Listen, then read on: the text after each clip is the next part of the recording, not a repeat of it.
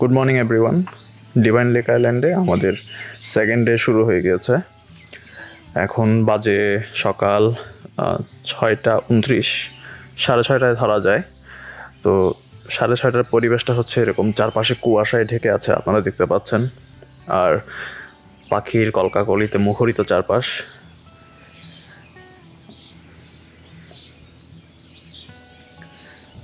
ওই যে দূরে দেখতে পাচ্ছেন, ওখানে বেশ কিছু বোট রাখা আছে। ওগুলো এখানে কতটুকু বোঝা যাচ্ছে আমি একটু দেখাই, জুম করে দেখাতে পারি কিনা।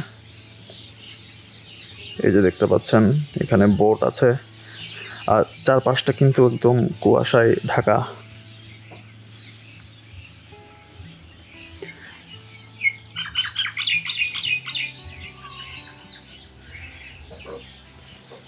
সম্পূর্ণ একটা গ্রামীণ পরিবেশের মতো আর কি। এই যে এই পাশটা দেখাই,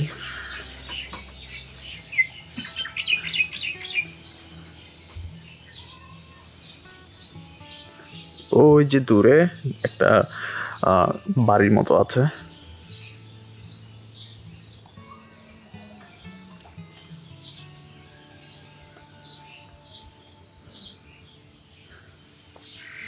আমি ভেবেছিলাম এই আইল্যান্ডটা একদম আলাদা সম্পূর্ণ, বাট এখানে দেখতে পাচ্ছি এখানে খুব সম্ভবত ওদিকের সাথে একটা কানেকশন আছে আর কি, যাওয়ার জন্য।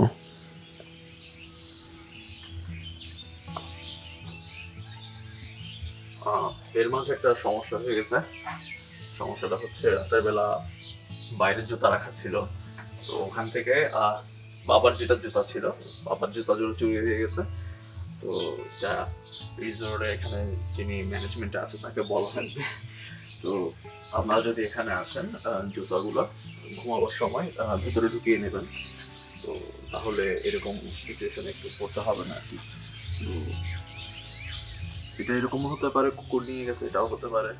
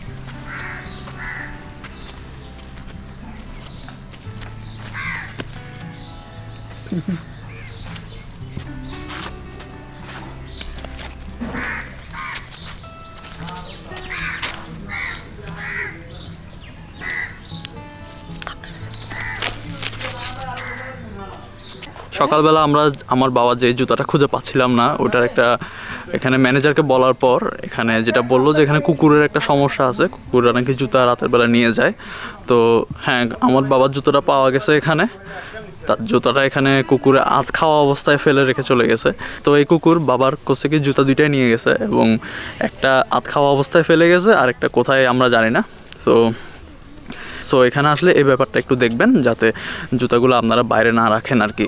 সো জুতা নিতে বাবার একদম দামি জুতাটা নিয়ে গেছে, তো সেটাই আধ খাওয়া অবস্থায় ফেলে রেখে গেছে আর কি।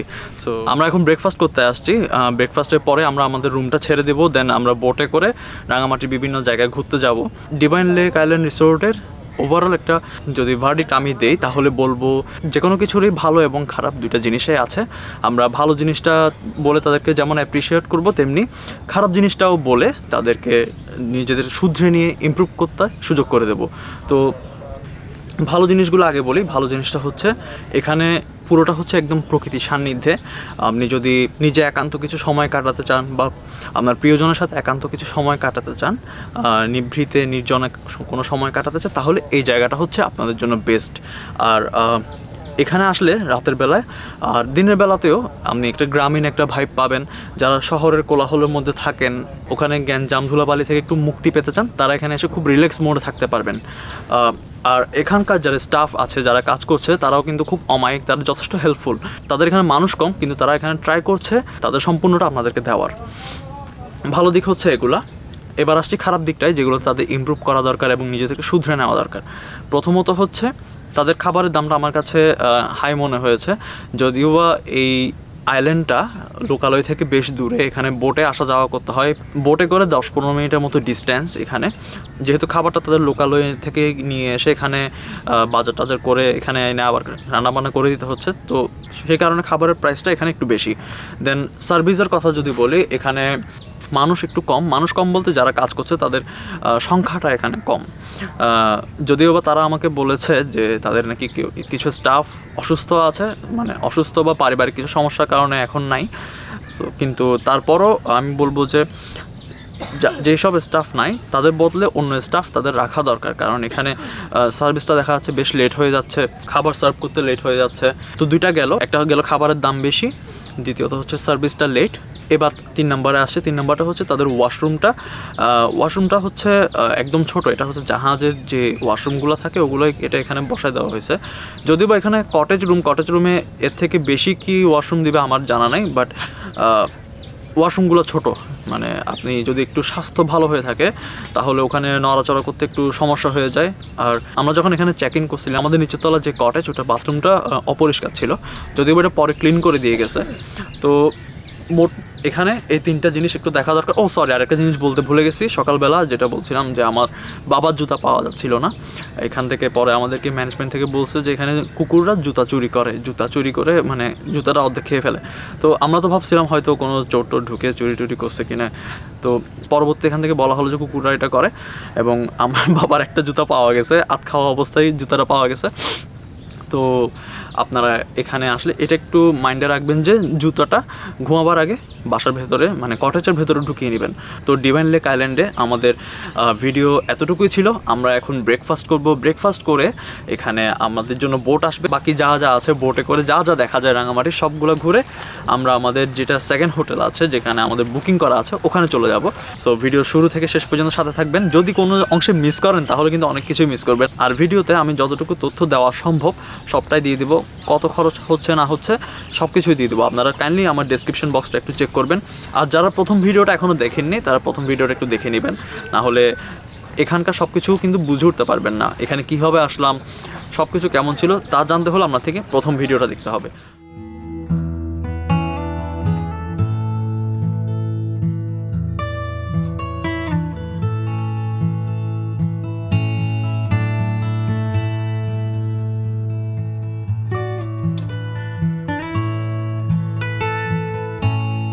আমাদের সকালের নাস্তাটা চলে আসছে, আমরা এখন খাওয়াটা শুরু করি। এখানে ডিম ভাজি আছে, পরোটা আছে, হালুয়া আছে, সবজি আছে, আর তারা ডাল দিছে।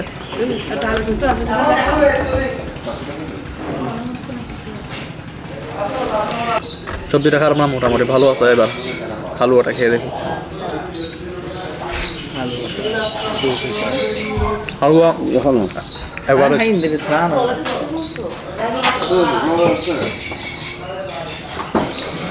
ডালটা একটু খেয়ে দেখি ভাই।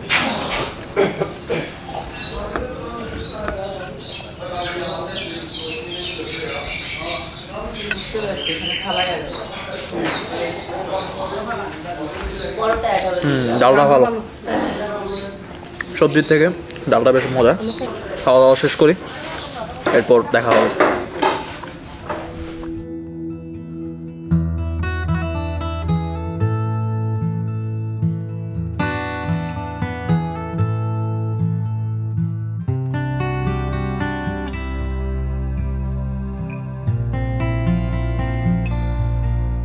দেখতে পাচ্ছেন আমাদের বোট চলে আসছে, আমরা এখন বোটে উঠবো।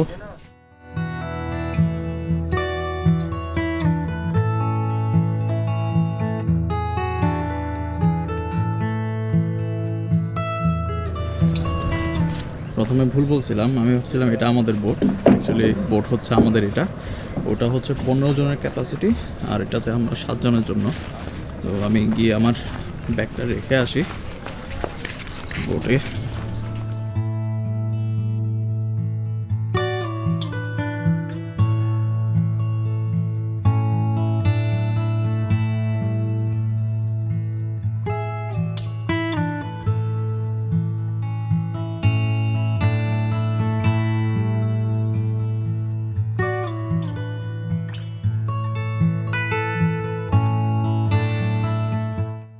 এই যে আমরা এখন বোটে করে সবাই মিলে ঘুরতে যাব, তোমার কেমন লাগতেছে? অনেক খুশি লাগতেছে, গেলে বোঝা যাবে আর কি।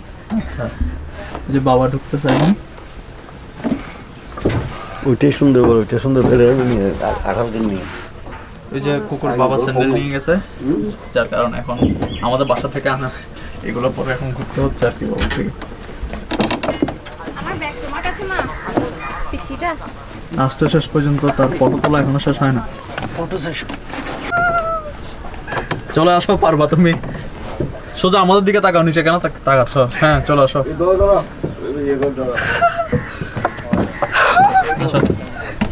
এবার আনতে পারবে?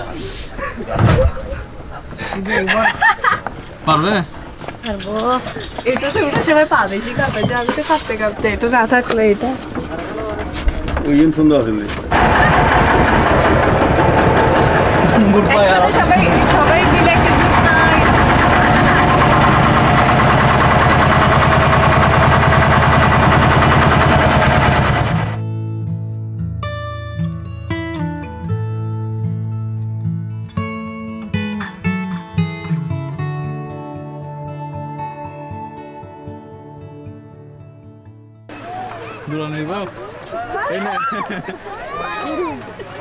কেমন লাগে এখন, কেমন লাগে? পাহাড়ের কান্না দেখে তোমরা যাকে